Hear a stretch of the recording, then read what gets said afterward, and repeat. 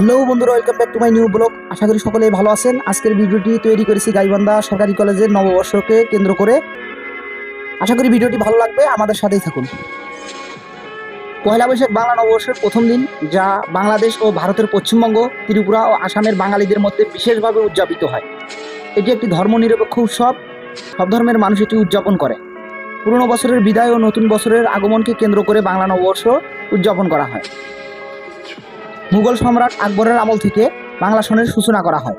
নতুন সনের প্রথম দিনকে কেন্দ্র করে খাজনা আদায়, হালখাতা ও ব্যবসায়ীদের জন্য নতুন হিসাব বছরের সূচনা হতো। গ্রামীণ জনগণ এই দিনটিকে উৎসব হিসেবে পালন করত। পরে ব্রিটিশ ও পাকিস্তানি আমলে দিনটি ধীরে ধীরে সংস্কৃতিতে রূপ নেয়।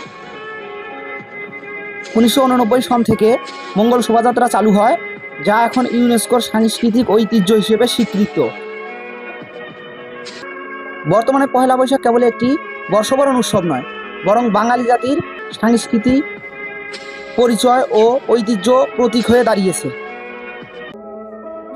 এটি ধর্মবর্ণ নির্বিশেষে সবাই একসাথে উদযাপন করে।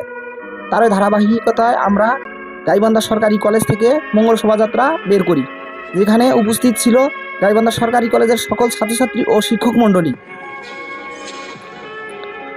নববর্ষকে কেন্দ্র করে আমরা কলেজে অনুষ্ঠানের আয়োজন করি এবং সকল ডিপার্টমেন্ট সাজানো হয়।